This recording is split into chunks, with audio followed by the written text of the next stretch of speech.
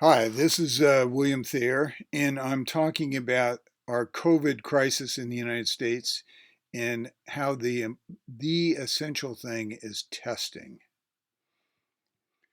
Now, this is what we're looking at, this COVID virus, which is really nasty. It's probably killed over 18,000 people in the United States.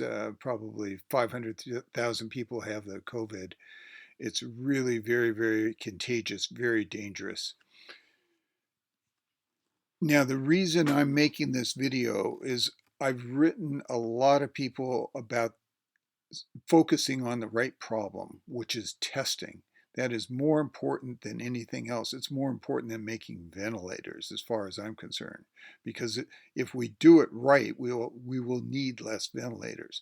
So I've written to everybody: Trump, Pence, Navarro, Elon Musk, the CEOs of American Airlines and Southwest Airlines, CEO of Exxon, CEO of Boeing, Governor Abbott of Texas, and a lot more people. And the reason, and I hope some of them read my letters, I don't know if that'll ever happen, which is why I'm doing this video, because I'm trying to get people to think about this. If they do, I'm sure they'll come to the very same conclusion that I come to. I'm talking about the unemployed people. We've got 17 million of them. A lot of them are at airlines like Southwest or American or United. They're at Exxon, they're at Boeing, and they're elsewhere.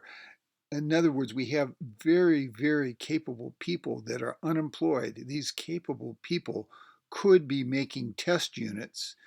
If we have enough test units, we can test every single American and get out of this COVID crisis. Now, this is what a test unit looks like. I'm going to show 3 test units in the short presentation. This one is Abbott. It's a very good test unit. It will get you a test result in 12 minutes. That's excellent. Where we stand right now in the United States is we got two things. We can, two choices really. We can wait for things to get better. In other words, you're an unemployed person at American Airlines, a mechanic. You can sit and wait until they call you back to work. Or you can try to make things happen by getting your company to get you working making test machines. And I'll show you how important that is. So it's for everybody, from the CEOs down to the machinists, everybody in between. We've got to do something. We've actually got to work our way out of this COVID disaster, not wait for it to get better. This is another test machine. This is by Mesa Biotech. They're located in San Diego. This is their COVID test machine. It gets results in about a half an hour. Another good machine. So briefly, what I'm going to talk about in this short presentation is the problem, which I've already talked about a bit, the COVID problem. I'm going to say that the solution is not medical treatment. I'm talking about the problem being the spread of COVID. We're not going to solve this medically. It takes too long. Okay? The solution has got to be something else. And what it's got to be is comprehensive testing. That's our way out of this, because we can do it. We are doing it. We're just not doing enough of it. So we've got the test machines. I've showed a couple of them, but we need to produce millions of them. And maybe we need to do some group testing. I'll talk about that later on. Now, the problem, COVID. Okay, 500,000 cases, 18,000 deaths. Everybody, it's stopped the economy. We've done a $2 trillion bailout. It's just a terrible mess. This COVID is really bad. It's not the regular flu. Okay, if we treated it like the regular flu and everybody went on with their daily work, we'd probably have 2 to 3 million Americans dead. We can't have that. So the result is, since we can't have that, we've locked down the economy, and that's slowing the spread, and it's also slowing the number of people that are being killed by this terrible thing. But that's not the solution to stopping the spread. Okay, Congress has thrown 2 trillion at the problem, but they missed the target that's most essential, which is comprehensive testing. I bet you out of that 2 trillion that Congress passed, I bet you we're not even spending 10 million on testing. I'd like to know what the number is. Now, as I said, the solution is not medical treatment. Now, obviously, if you're going to get cured of COVID, yes, you want whatever treatment there is, and there's nothing proven. There's just some therapeutics that seem to work. That's azithromycin and hydrochloroquine, remdesivir. These, and there's other ones as well that help, but they only treat the illness. Okay, they do not stop the spread. And with a vaccine, yes, that would be the perfect solution to the problem. That's over a year away. We don't have that kind of time. We've got to solve our problem now. We've got to be working on it tomorrow. The ultimate goal, the way we get out of this is testing, testing, testing. The ultimate goal would be to test every American every day. If we were able to do that, we could identify which Americans were unfortunate enough to be infected. We could separate them into isolate and treat them as best we could. But the rest of the Americans would be able to go back to their work, be able to fly on airplanes, be able to eat at restaurants. That's what we need to get back to. Okay, we've got the test machines. Okay, it's not a question of inventing a test machine. We have them, they work, we just don't have enough of them. We got to be thinking in terms of millions. Now, in this presentation, I'm going to just show you a little bit about 3 test machines: Mesa Biotech, that's here in San Diego, Abbott, and Cepheid. This is what the Mesa Biotech machines look like. They're pretty small, and I'll show you just how small with a hand in one of these pictures to show you. And you can see they're producing a lot of them. But we need to have not just Mesa Biotech producing these. We need to have 100 companies producing these. We need to use some of our 17 million unemployed people and get them producing things. That requires organization, because obviously they've got to have the parts. They've got to be able to put together. Okay, Mesa Biotech, how does it work? Because this is kind of similar with all the machines. What you do is you swab your nose with a big long swab. So you stick it in the back of your nose. It looks like a cotton swab. I don't know if it's cotton, but you can see the end there.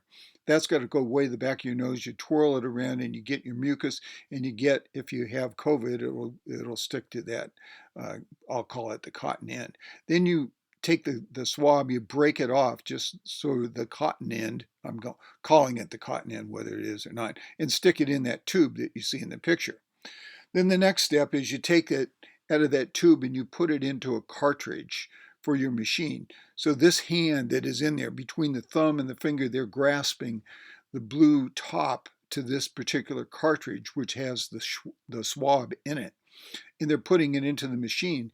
So you can see the size of this Mesa Biotech machine. It is not big. It's the size of your hand. I don't know how many parts there are, but there can't be more than like 50 or 100 parts in this thing, if that many. Any machinist at American Airlines, given the parts, could assemble this thing. And that's what they should be doing. We need millions of these. Okay, and we have millions of skilled people that just aren't producing them, that are unemployed. It makes no sense. So here's what the Mesa Biotech machine looks like on the left, and the sample is on the right. So once it's processed, it takes a half an hour. You pull out the sample on the right, and it tells you you're COVID negative, hopefully, or you are COVID positive, which means, maybe you talk to your doctor about what therapeutic treatment might be possible for you.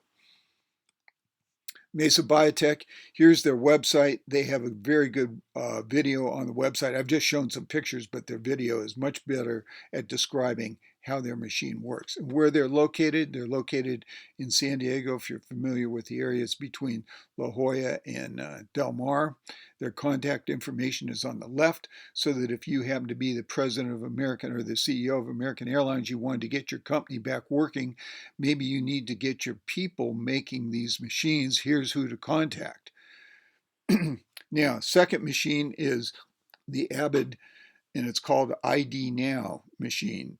And you put your sample in there in a cartridge, and it will give you your results in 12 minutes. That's even faster than Mesa Biotech, which is also a very, very good machine. How big is this?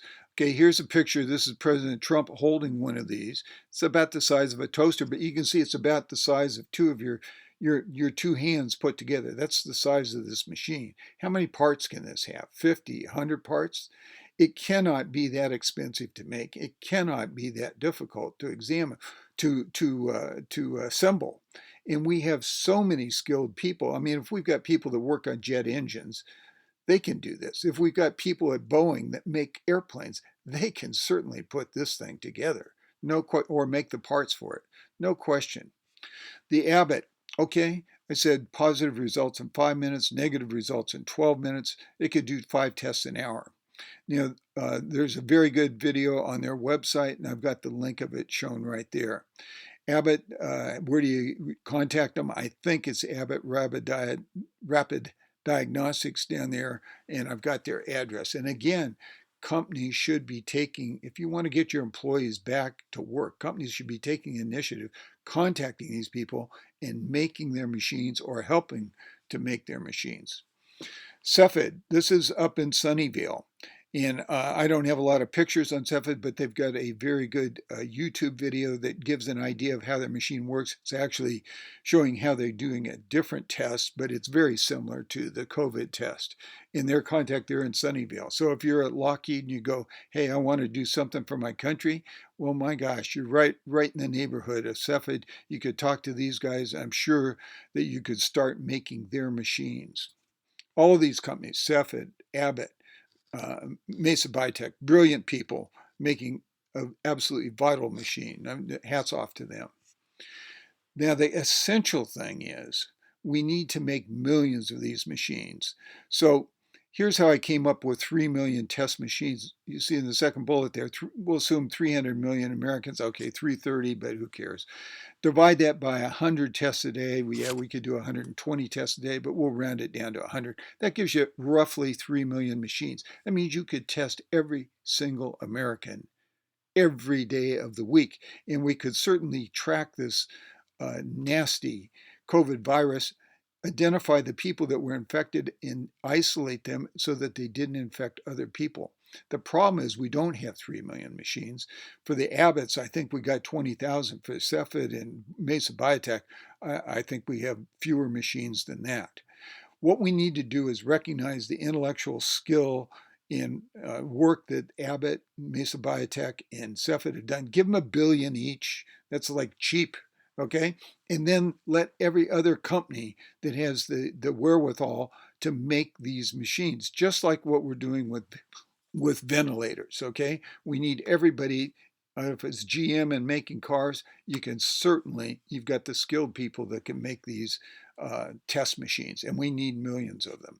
So let's ask the question, can other companies make COVID test machines? And the answer is absolutely yes, yes, yes. I mean, we already see this. We've got Ford, GM, GE, they're making ventilators. They used to make cars. Now they've switched their resources around. They've switched their equipment. They've switched their people around. So they're making ventilators. And I think we've gotten the first 1,000 from GE already. So impressive. Tesla up there, my second bullet, nobody asked them, I don't think, but on their own initiative, they designed a ventilator of their own design within a week, and they made it all, well, 80% of it with Tesla auto parts, so they wouldn't interfere with the supply chain of the other people that are making ventilators. I mean, my God, that is great resourcefulness, great initiative. It's kind of like Apollo 13. They had to make an air filter with what they had on Apollo 13. Well, Tesla made their ventilator with what they had at Tesla. Could they make test machines instead of ventilators? Because I think we're past the ventilator crisis. And the answer is absolutely yes. They've got all the talented people. They've got the machinery. They've got the initiative. They've got the intelligence. They could probably even come up with better designs. So I say that Tesla, GM, Ford, GE, Medtronic, Boeing, Southwest Airlines, and I could go on and list 100 companies with all their talented people and the 17 million people that are employed. They should be making, some fraction of those people should be making these test machines. Now, this link down here at the bottom is on Tesla and their design, which was very creative. Their design for a ventilator. These machines are much simpler ventilators. So there should be no question. I sure hope that Tesla is making these machines right now. But everybody needs to be doing that. Now, my suggestion, this may not work, it may work. I hope it works, but you know, you got to throw things out and see if somebody will capitalize on it. Uh, what I suggest is we're taking, as you saw in the picture, we're taking a swab like we did for Mesa Biotech. We're putting it into a cartridge, and all these machines seem to work by cartridges. What if we swabbed 10 people and put 10 swabs into a cartridge? Now, I don't know if they'd fit in one cartridge or you'd have to have a bigger cartridge. But if you did that and then put that into the machine, and you might have to modify the machine a little bit so it took a bigger cartridge, but then you could test 10 people at once, it would be so much faster. If we could do that, then the number of testing machines would be closer to 300,000 than 3 million. Now, there's probably some smart people looking at this and they're going, yeah, you're testing 10 people in a cartridge, but what happens if one of them is positive? So let's see how many people might be positive. We have 500,000 cases of COVID now out of 300 million people. That's about 0.002 or 2 people every 1,000. If we were going to use the regular Abbott machine right now, we'd need 3 million machines. But if we had a larger machine that could test 10 in a cartridge, I'd say 300,000 machines. But we have to also test for the positive cases. In other words, we're going to get a cartridge back that says positive. But all we know is we have 10 different swabs in there. So we're going to have to go back to the 10 individuals that swabs were in that machine, swab them again, and do 10 individual tests. That's going to be a little slower, but a lot fewer.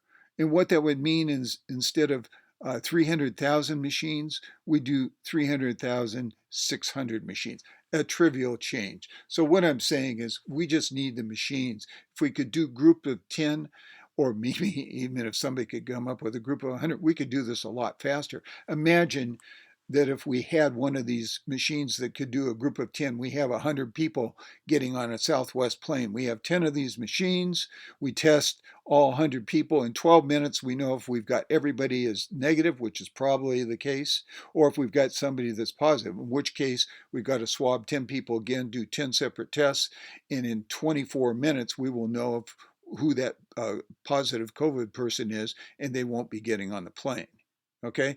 This would be true for restaurants. This would be true if you're going into Disneyland. This is what we need to be moving towards. So, in summary, what I'd like to say, and I hope the reason this is just going out shotgun to the world is that the world or people in the world will start getting to their companies and say, hey, we can make these machines. The solution is testing, testing, testing. We've got the machines, we've got the designs, we might be able to improve on the designs. But what we need to do is produce millions. Maybe if we can improve on designs, it'd be just hundreds of thousands. But we got to think in terms of millions, and we got to be doing that right now. Now, that kind of summarizes my talk. I may do some future talks, as you saw at the start. I was there in my flight test jacket. That's from the days of DC-8 testing. I have a particular fondness for the airlines. I want to get those guys back in the air, so I may do a future talk on that and other subjects. Thank you very much for your attention.